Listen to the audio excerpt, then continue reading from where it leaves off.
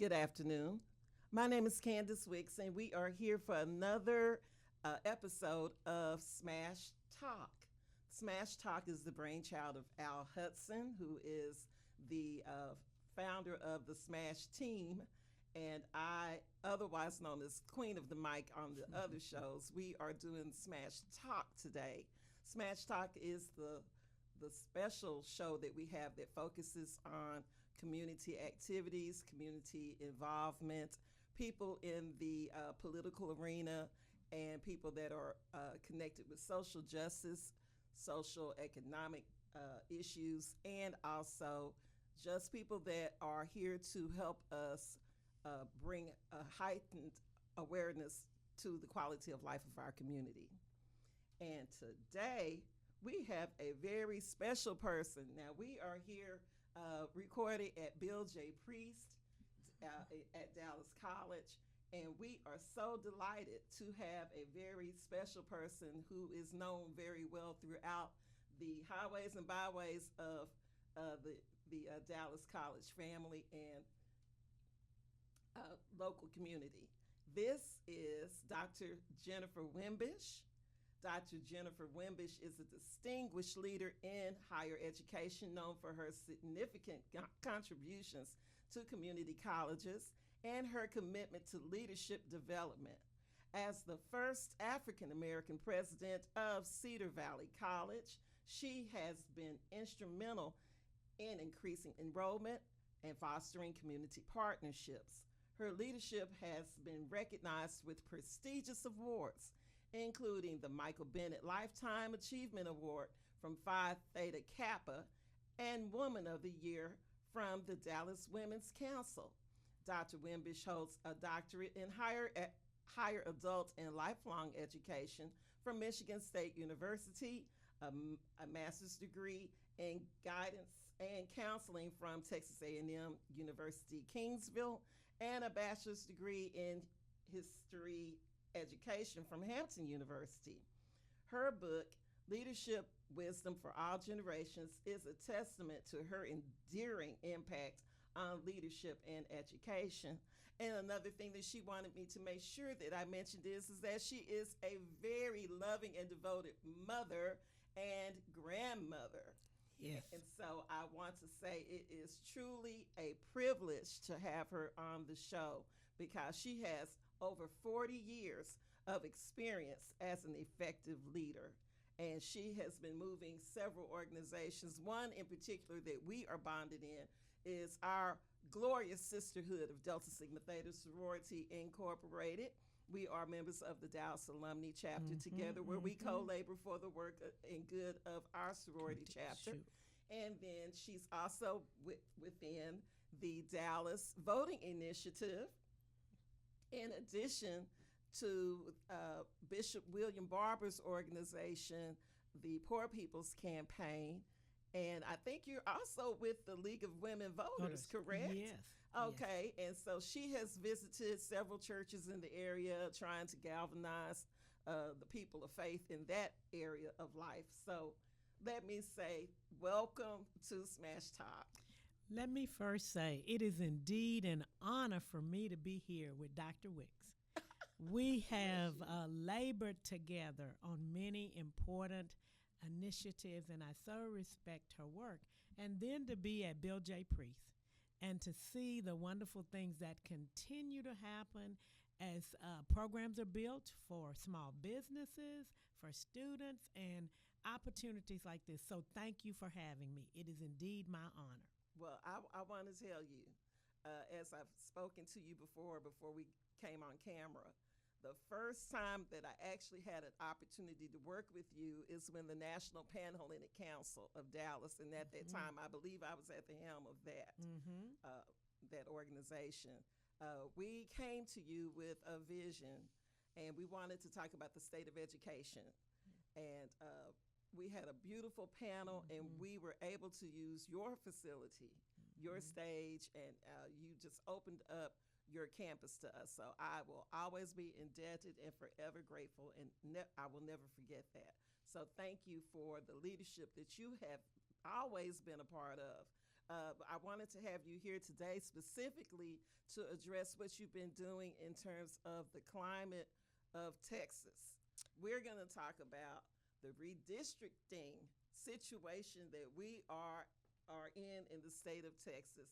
And we know that yesterday, well, not just yesterday, but there's been a series of meetings where the community could go before the committees and speak their piece. We know that there are 5 particular districts that are being targeted, and those do have to deal with persons of color. Yes. And we are very engaged and involved in terms of advocacy against such an action, because we already know that the census has already happened. And so we already know what the population looks like. We know where the lines have already been drawn. But now we want to draw the lines again for a particular political party, and it is being directed from Washington, D.C. So would you please give us your initial thoughts on where we are within the redistricting of the 5 districts here in Texas? And we'll start with that first. Well, one of the things we have to do is keep it simple. And the first thing is we know that we all need to be informed and engaged. And so as we look at Texas, that has grown in terms of diversity, people of color, African Americans, Hispanics, and Asian Americans. And we know that of the various legislative positions that we have in Texas, even though we are 73% of the population in Texas, we're talking about, as the map is now, being, let's just say, less than 50%. Okay, I could say that. That would be an easy way. 40% it's even more than that. That now the focus is on the districts, looking at how they could be withdrawn, even though in El Paso, they tell me, in Texas, what we have now was approved. So now we're going to come back to look at it, but we're going to look at the districts that have people of color.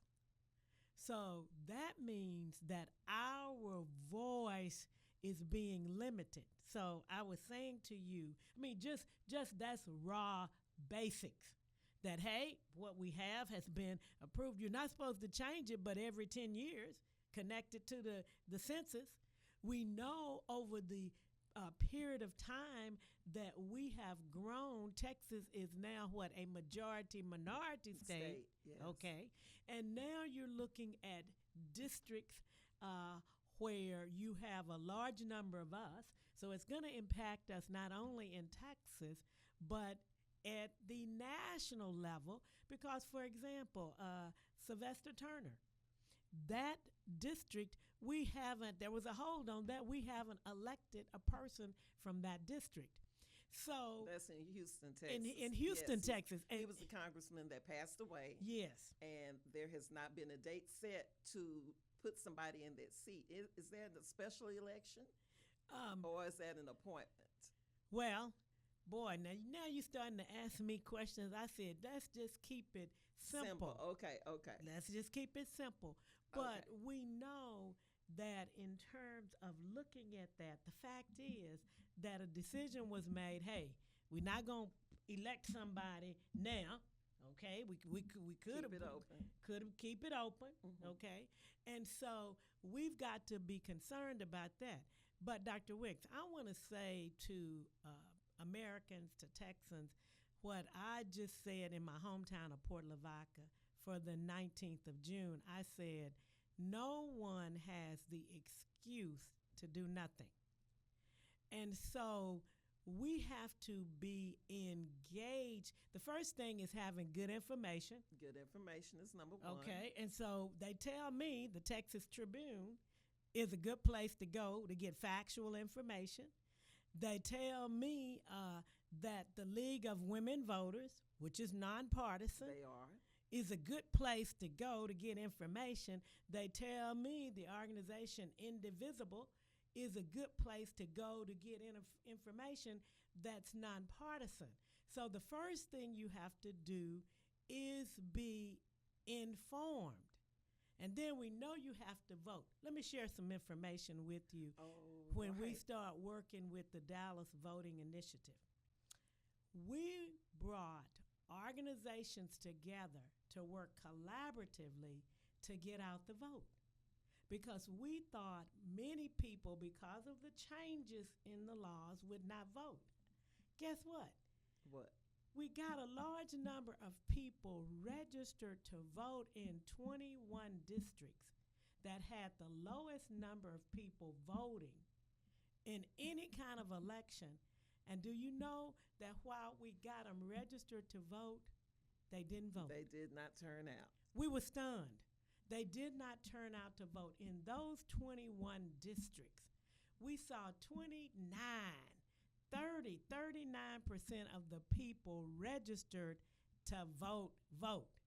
So now everything in life is about a learning. So now we need to say we have to come together and work together. And this is one of my pet peeves.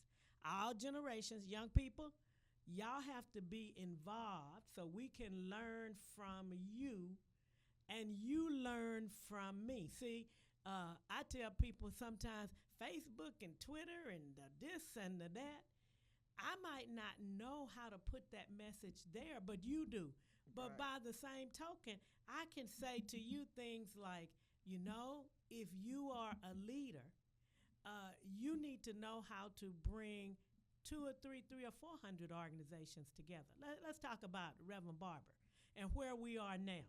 Okay, where we are now, we need people to go to the redistricting hearings. Yes. Okay. Mm-hmm. And now let me just tell you, you can't go, let's say only the Deltas go. Let's say only LULAC goes. Let's say only NAACP goes. Okay. Let's say only Friendship West goes. Mm-hmm. Let's say only the Unitarian Church goes. Y'all do know that that's not good representation. So now we say to you, you need to be, how do you lead if you got to bring 2 or 3 or 400 organizations together? Let's play it out. Reverend Barber has a wonderful model.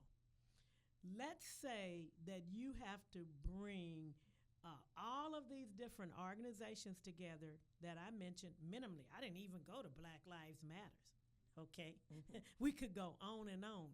But you have to bring those organizations together from the city of Dallas, Fort Worth, the state, and the national and the international. So here's how Reverend Barber does it, and it's so important. He has groups organized in at least 40 states. So 40 out of the 50, really? Okay. 40 out of the 50. I was not aware of that number. Okay. 40 out of the 50. So there's a Texas group, okay, North Carolina, Atlanta. So when he speaks and he says in every state, I want us to talk about redistricting, or I want us to talk about Trump's big, beautiful plan, or I want us to look at the fact that some of this legislation would do away with SNAP, food for our young people, mess with Medicare and Medicaid, there's just a few. Then in 40 states, just like that, they can hold a session and have a common theme. So he'll say, we're going to talk about this, and this. Here's 14, thus, and thus. Now in Texas, we're going to bring together all those organizations. Oh, boy, I need to stop talking. I'm finna get compassionate. But the NAACP, for example, nonpartisan, but nonpartisan doesn't mean that you don't take a stand for right, because we have to be ethical. Let's be clear about that. That. Yes. Yes. We have to do it factually. But I was just looking at the NAACP.org, and they just issued a document talking about redistricting. What is gerrymandering? Oh Lord, Candace, let me stop talking. No, keep on going. But You with it? they are giving us information that's factual. So we're still nonpartisan. It's factual, okay? And so one of the things I say to people who say, "Oh, give me the link, the website," you know what I say? Look, if you go and research redistricting in Texas and hit it, it's gonna give you some information. Sometimes I just say, I want information on legislation about Medicare. Okay, so I might not be as sophisticated as young people who can say, "Oh, you need to go to link da da da da da da," but we have to be informed. We have to research, and we have to know the truth. And there are certain organizations. For if you are Hispanic Latino, you have to know LULAC. You have to. LULAC started and was founded in Corpus Christi, Texas. Okay? And I had the good fortune to sit under Dr. Hector Garcia. Okay? You have to know NAACP, Black Lives Matter. You have to know Reverend Barber. He's been doing what he's doing for years and years. He has. Then you have to know the Pan-Atlantic Council. Oh my! The National Pan-Atlantic The Council. national. Yes, So ma'am. when Dr. Wicks and I talk about Delta Sigma Theta, aka Zeta, we all one family, alphas. We're not talking about just what the Dallas Alumni Chapter has said, but we're talking about what the national chapter sees as important. It gets filtered down to the different regions, to the different states, to the different locals. Now do you see how many people are coming together on an issue? And there is power in numbers. Let me say something else to our young leaders. Everything is about relationships. As a leader, you have to have relationships. Let's just take Jennifer Wimbish went to Hampton. Oh my, when I say Hampton, there's always going to be some Hamptonians in the room. They're going to say, "Dr. Wimbish, what you doing?" "Oh, I can go to Michigan State." "Oh, don't go to Michigan State," or to Texas A&M. And then don't let me say on the table, "Oh, I'm a member of Delta Sigma Theta." There you go. Then I say, There you go. I'm an educator. And then I can say, "Oh, I remember when Larry Lewis was over there at Lancaster, and now he's driving some grants connected to STEAM and STEM." Okay?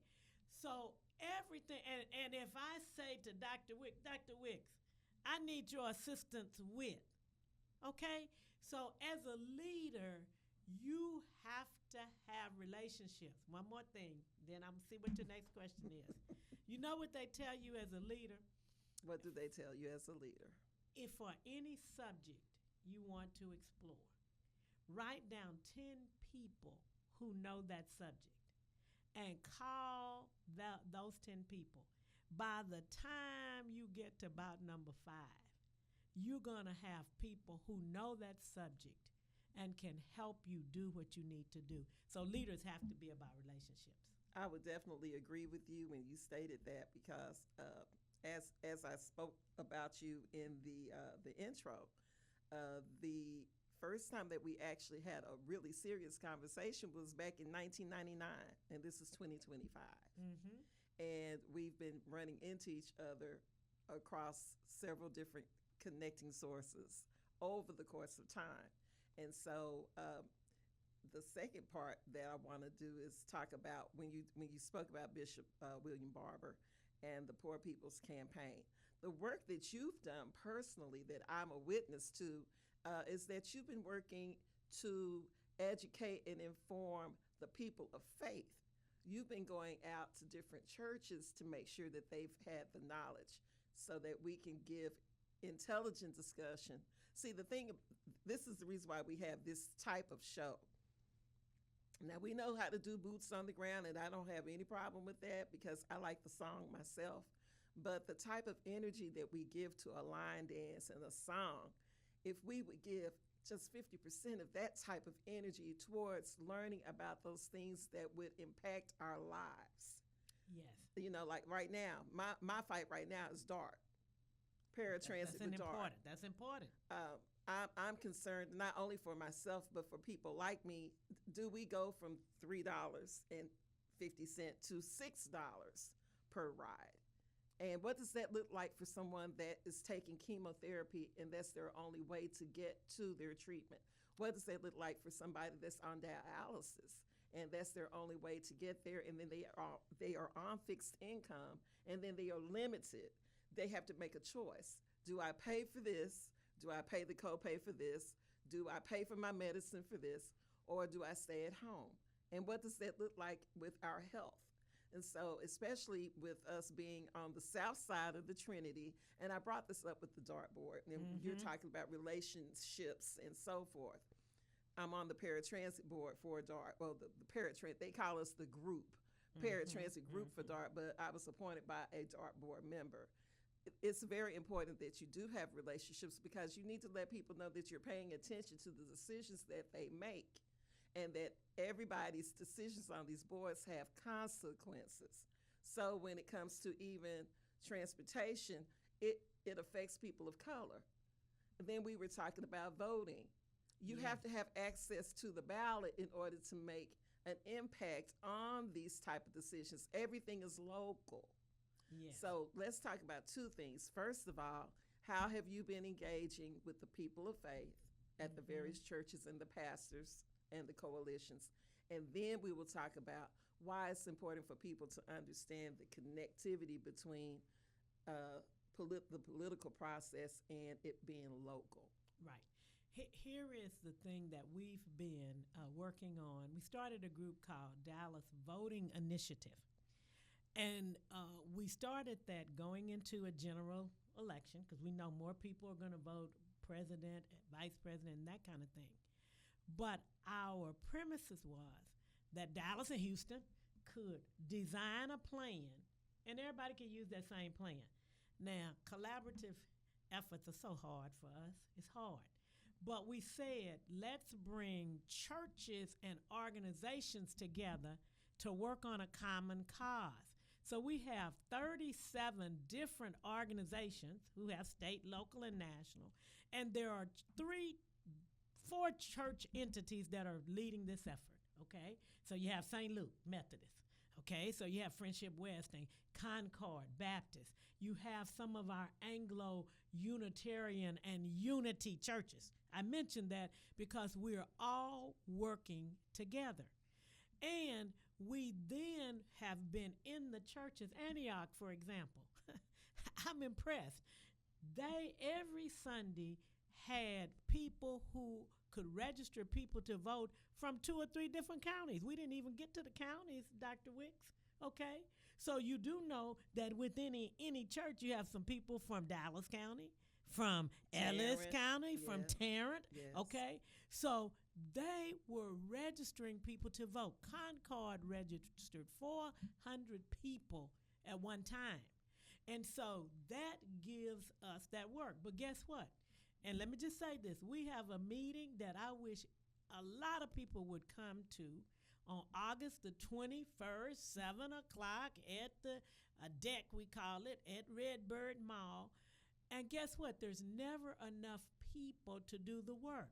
So going back to the churches, saying churches, let's all work together. For our different districts, we made sure we had an organization and a church engage veterans. Look at all the veterans we have. Veterans. We have a veteran in the studio. Yes, okay? Ma'am. We have veterans over at University of North Texas. You talking about now the train system. Do you know that many veterans in college, they don't have a place to stay when the summer comes? I got to be concerned about that.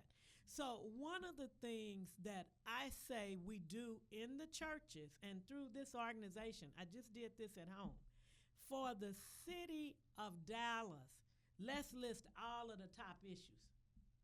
Okay, housing. Let's do that. Okay, housing, homeless, Health. health, okay, Education. economic development, crime, freedom, and justice. And I just did this in my hometown and say, for a little town of Port Lavaca, we don't have but 17,000, but we just got our first African American on the city council. No, first woman. Okay. But when I spoke about everybody should do something, well, the people said, can we meet with you and talk about it? Well, when we listed all of those issues, you know what they said was the top 3 for them? What? They had leadership, because all of us left, okay, because segregation happened, integration, and we couldn't get jobs there. So they need now the young people to come on in the leadership role, the veterans, and they say we need to be organized. Healthcare, because you can't live if they start talking about at our church, for example, we had a fair on healthcare screening. A person identified that their life was saved because the screening directed to them to something they didn't know. They went to the doctor and their lives were saved. So for them, healthcare and home improvement. We found a house where a man that was mentally challenged was living in a house with a tarp for a roof. Yes. Okay? Yes. Now, so then here's what I say to people about leadership. Everybody has to do something. Okay? So here are the questions to ask. Number 1, what are my gifts? You can do that from gifts. So you can do it from a biblical point of view, but you can also do it, as an old-timey counselor, we used to say, if you went to the library, what part of the library would you go to? Would you go to the research area? Okay. Would you go to the art area? Would you go to the educational area? What area? Okay, so what do you do well? Number 2 is when you are doing what you like doing. What are you doing? What you like doing. What you like doing. If doing. you wrote down my gift, like I say to people, my gift is good in the area of administration of things. If y'all say to me, we need to put together an initiative to get money on X, my gift is organizing it, okay? But now look, you got to have people who are looking at the people. How is what I'm doing impacting the people, okay? You have to have somebody who can communicate it, you heard me say simply, who can go and talk to the people. You have to have somebody that can do the research and the data. You have to have somebody who can lead it. You got to have some people who can execute and are very detailed. And then you got to have some people that just know how to make it fun. So leaders, your job is to have all those people there so that when we going out here and we looking to get people to vote, I might say something and it might not, they say, those young people ain't going to listen to that, Dr. Wimbish. They ain't going to listen to how you talking. But now that you is in, true. Okay? So then you got to tell me, well, if you say do-dop, de-bop, bop, whatever, they'll come. You see what I'm saying? So that's why you have people like the young professionals of the Urban League. Yes. That younger group of leaders. Shout out to Sean Reed and Ruben Lale. Yes. Young men like that and Minister Crystal Bates. Right. People from that younger generation that are bringing that flavor to the table, because what we discussing, New Hope is the oldest African American church. What we have at our church is you have the Civil Rights Movement. Yes. And then you have after that, the post-Civil Rights Movement, but you have all of these Gen Zs, Gen Ys, millennials, and trying to bridge all of us together as one group with an understanding of each other. That's the thing. Understanding. And let me say this, please don't start doing something for somebody and don't include them. This is a mistake I think leaders often make. We're going to do housing for veterans. We sitting saying what y'all need rather than talking to the people. So the people who are riding the train have to be at the table, because one example, let me go back to the churches. Okay. Our pastor said, I'm a member of Concord. Dr. Brian Carter. Dr. Brian Carter. Yes. He said, given what's going on right now, we need to ask the question, how can we use our facility and our money to do what the government is not doing. So he put these 6 groups together: economic development, education, different ones. So I was sitting in the group with the education, and we had all of these things we thought we needed to do. And a parent said, "May I say something?" And we said, "Yes." She said, "The most important thing we need is to teach the parents to read so that the children learn to read." Wow. Now, suppose all of us educate us, we just up there talking. Then when she said that, we all could relate to that and start thinking about how does that happen. So something as simple as that. Now we got 6 groups, young. Now don't forget the seniors. Don't forget the seniors. Don't forget that 90, 91-year-old who walked with Dr. King. Okay? Yes, ma'am. You do know we've done this assignment before. You do know that the young people started the boycotts, right? When we're talking about the integration of the lunch counters and the sit-ins and the bus boycotts and all of that. Yes. Yes, and we do know there's a reason why Dr. Wick's church is the oldest one there. Now, they got some history that we need. Now, I'm just going to say this while we're rolling. And I appreciate you. You're speaking into fruition. I am working on my doctorate. I haven't received it yet, but I claim everything you've been speaking. So thank you very much. But I just wanted to say well, that. you know, the other thing, even on that, you can use the title doctor as soon as you complete a certain number of hours. Okay. Okay. Almost. Now, okay. Not there yet, but almost. Okay. But we don't. That's one of those things where if you go to the facts, but at any rate, thank you for that. Yes. At any rate, our goal with that Dallas voting initiative to bring churches. We do know churches are important. Yes. And organizations together so that we have the masses and the numbers. And then you can't do the same thing over and over. You heard me say we learned that we were spending time getting people registered to vote. Well, now we got to have an emphasis to get those people to actually vote. To mobilize them to get to the polls. To get to the polls. You know, and what was so disappointing to me, now, everybody has the right to choose who they choose to vote for. Right. But people that sat at home actually made a choice. Yes. When you sit on the couch, you have made a choice. Yes. You have actually influenced the election by sitting on the couch. Right. Can you touch on that? Yes, because when you stay at home, first you have no voice. Okay? You didn't vote. Now, you do know people lost their lives so we could vote. Okay. And so then when you don't vote, then by default, your voice is not heard. And in terms of representation of, say, even a group of people, then that means that not voting, sometimes you allow somebody to get in place just by default because you didn't vote. Right. Right.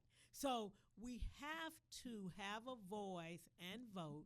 We have to say in tune, but we have to be ethical. You know, I keep saying, look, regardless of what party you are in, if you see something is wrong, like you talked about DART, we have to look at what are the issues. And if you see that that's hurting somebody, then you have to get involved.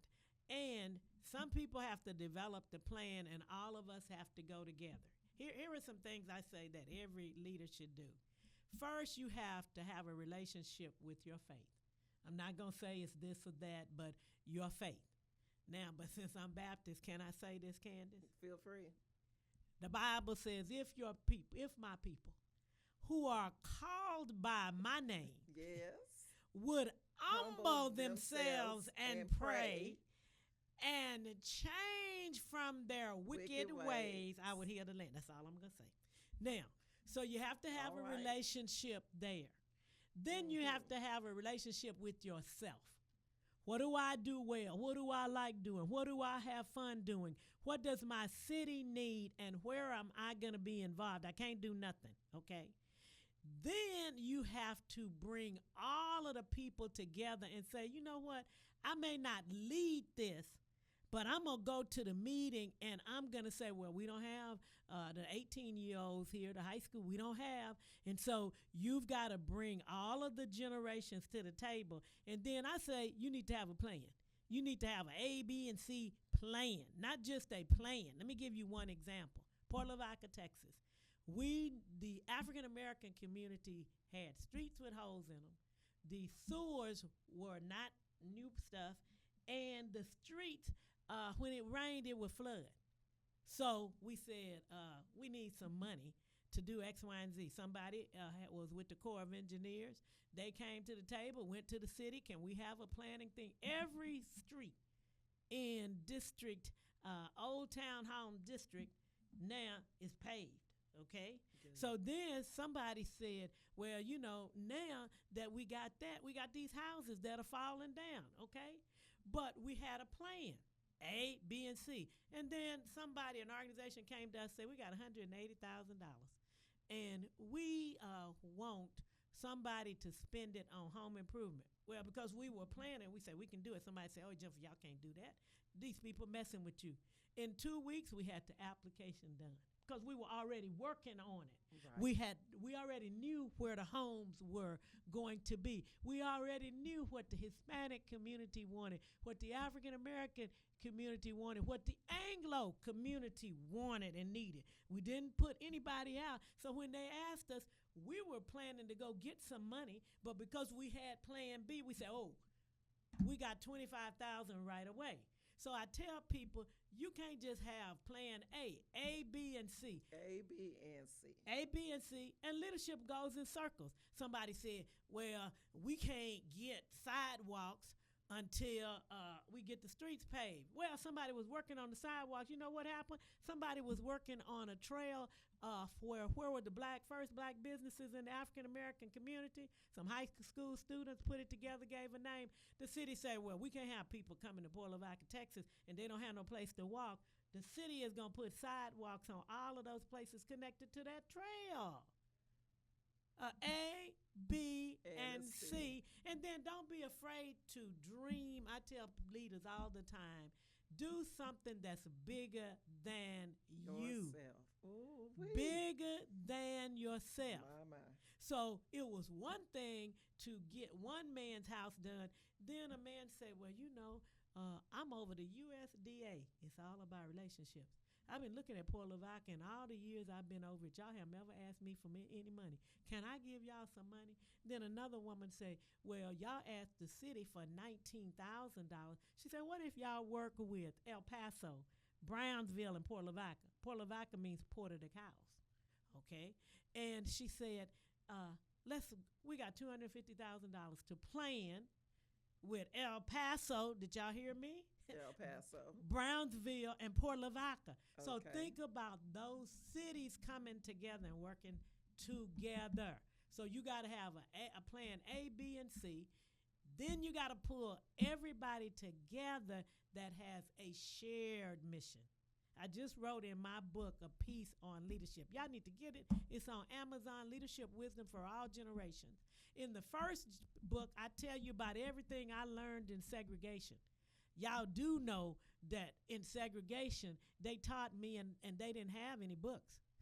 But 18 of us left the segregated school. 18 of us graduated from high school.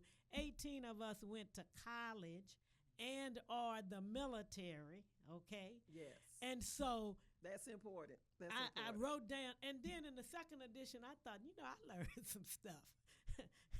Why would I learned during COVID, during the death of Floyd, during the January, I learned some things from Reverend Barber, and I need to tell that story. So I talk about that.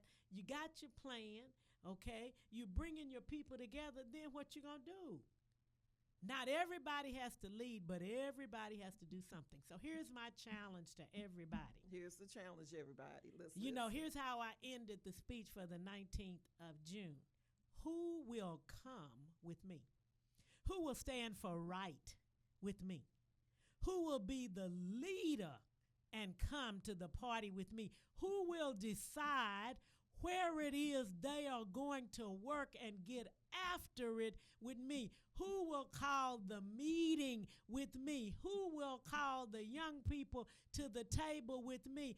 Who will go to the city council meeting and say, what is it we need? Who will go to the church and say, we're going to pray while they are working? Who's going to go study the history and tell somebody about the boycott? Who's going to develop the A, B, and C plan? And who's going to say, I can't do none of that, but I'm going to give you some money, and I'm going to look for some money, and I'm going to stay on my knees praying? That's the challenge. Nobody, that might not be even correct English, can but do. Good philosophy and good theology. Nothing. Yes, ma'am. All right. Oh, Lord. Well, you know what? I'm going to bring this out now that you have you stirred something up in me.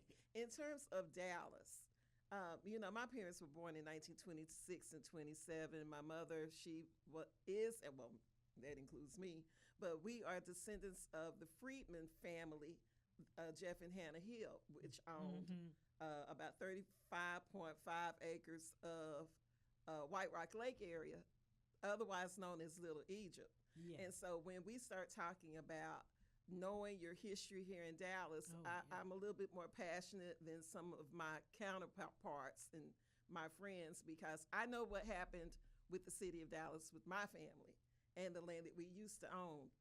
You know, freed slaves owning land in 1888 and then being taken over in 1962 for a shopping center. Those types of stories we know and we tell.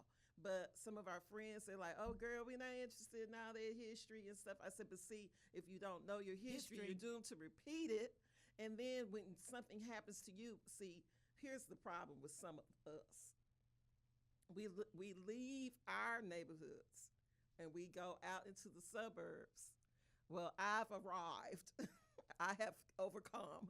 But as soon as you get reminded of who you are in the grand scheme of things, it's like, oh, this is what happened to me. Okay, but you're in these school districts, but you have not prepared your child to deal with racism and discrimination in these other places. And so now, here we are in 2025, you're catching some of the pre-civil rights behaviors due to people feeling empowered to tell you and say anything to you. Right. Have you prepared your child right. to deal with that type of thing? You can go get the house in a certain area, but do you know where you are? Do you know the history of, let's say, do you know the history of Mansfield, Texas? Yes. Do you know the history of a Rockwall, Texas? Yes. Do you know why they call that place Fate, Texas? Yes. Do you know why they call this place White Settlement, Texas? Right. Do you know what Red Oak, Texas represents and the history behind it? So when you move into these suburbs, you need to know the background and culture, the systematic culture, the undergirding foundation of those places. And so when you run into issues related to your fence is here, but they're trying to market here. The value of your home is this, but your next door neighbor's value is different than yours, but you have the same floor plan. Well, that's because of the color of your skin. And you're not able to get that loan. You're not able to go buy that house. You're not able to do the certain things that you want to do in those places and spaces because you don't understand where you are. And so we've got to know our history. Yes. I brought up the fact that people in Dallas need to read the accommodation. Yes. I was going to say that. If you read and study the accommodation, I think anybody who calls themselves a Texan, especially those of us that live in Dallas County, they need to read the accommodation. And that will give you a good understanding and enlighten you on the background of Dallas, Texas, because we know, you and I know, they didn't want Dr. Martin Luther King here in Dallas. Yes. And there were Black preachers and people in leadership positions that tried to dissuade my former pastor, my deceased pastor, Dr. H. Red James, from even bringing Dr. King to Dallas. Yes. And so we have to know everybody wasn't on the Kumbaya, we shall overcome train. There were people that worked against him, but now we see what the ramifications of that is now, because you lived through the time of a Malcolm X. You lived through the time of a Dr. King. You lived through Medgar Evers. I'm sorry, I cannot talk. Medgar Evers, right? Yeah. You lived through the voting, the three voting deputy registers that got killed by the Ku Klux Klan. Yes, you lived through that, and so see, we don't know anything about that because we've been so comfortable. I was born in '65. Yes. So we didn't get all of those history lessons, but we've got to know that the politics is local. Your city council determines the water bill. Yes. The libraries. Yes. The streets, the yes. lights, the police, yes. the firemen.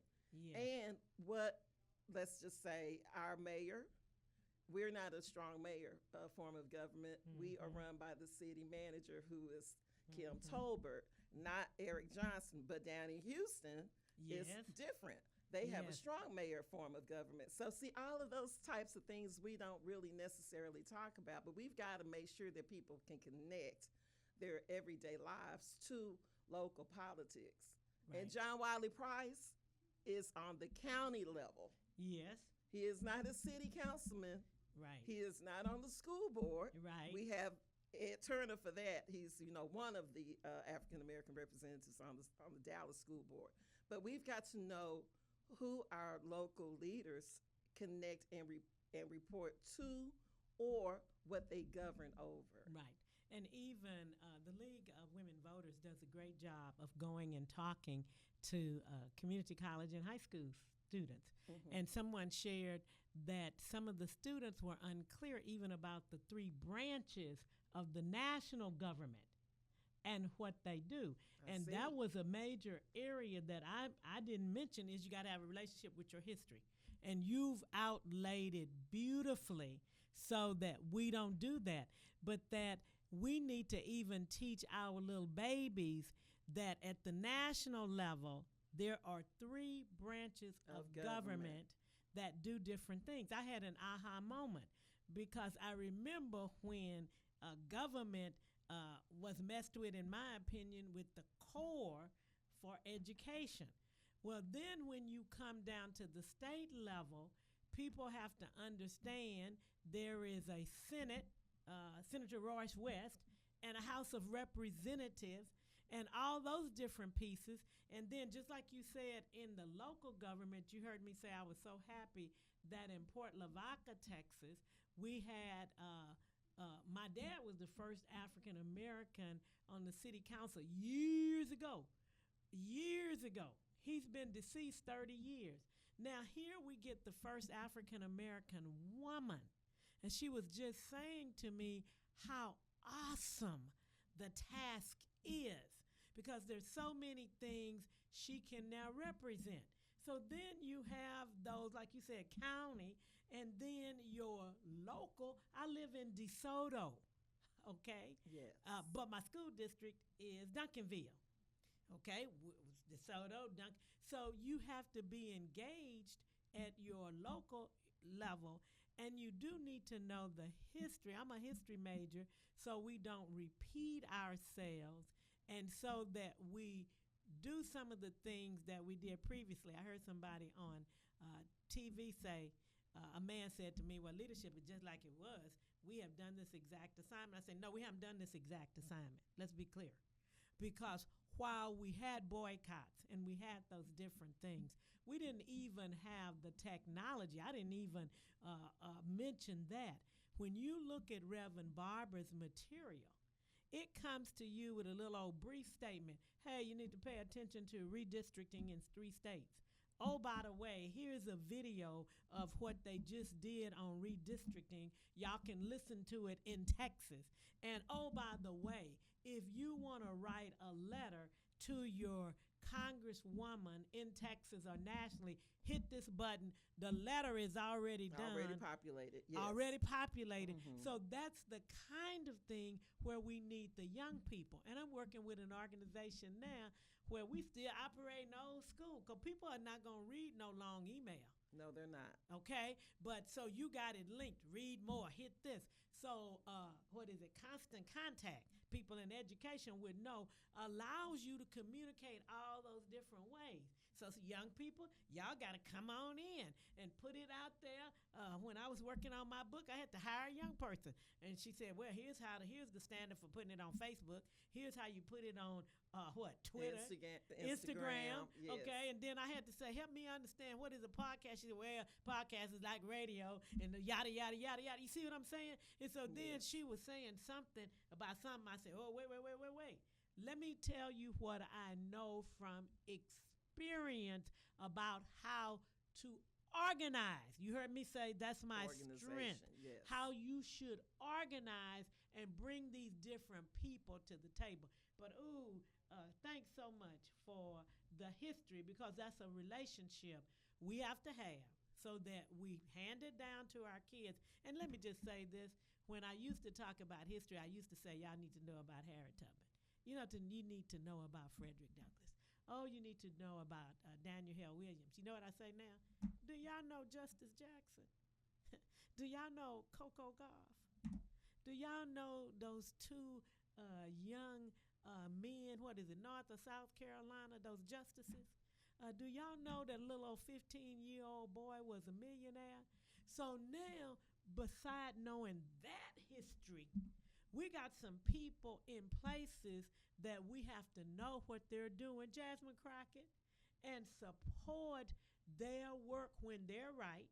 But when they're wrong, just tell them. I have found Senator West, any of them, to be open to say, well, that's a view I hadn't thought about. So we all have a responsibility to do what we want to do. Now, what did we not cover that I always end a meeting and ask people, what aha moment did you have? And what did we not talk about that if we don't talk about it, you won't be able to sleep tonight?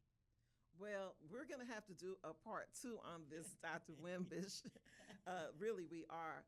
But the takeaway for me today is that everybody has to do something. You cannot not be engaged. You can't sit on the sideline and not get in the game with what we're dealing with at this point.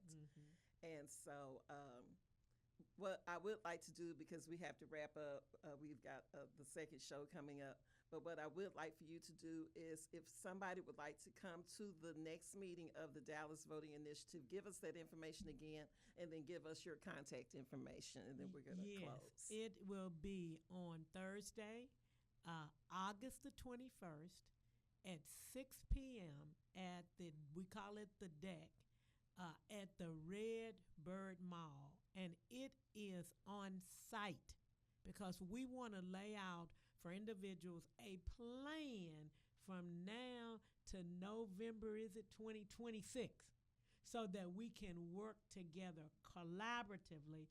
We will do training for people who want to register people to vote. We will share the information about the district that was most successful in getting people out to vote. After that, we meet every third Thursday, same time right now, by Zoom. Jennifer Wimbish, JBWIMBISH @yahoo.com. You can call me at 972-283-0677. Thank you for this opportunity. Well, that's going to have to be the final word for today on Smash Talk. And I mean to tell you, this has been a beautiful show. Thank you so much on behalf of Al Hudson and myself for being our special guest today. You have heard from Dr. Wimbish, just a renowned education and a public servant. and just a woman of action. And you have really motivated me today to go a little further. And I pray that the people that have been in the studio and outside of the studio have heard your words. And we've got to do something, get involved. And so we're going to do a part 2 with you at another time, and we'll make sure that we get with you and get the schedule so that we can continue this conversation. But on behalf of myself and Al Hudson, thank you so much for coming. And to our listening audience, thank you for watching the Smash Talk podcast today. And stay tuned. We'll be back next week with another interesting topic. Stay tuned. God bless. Bye-bye. Thank you. Bye-bye.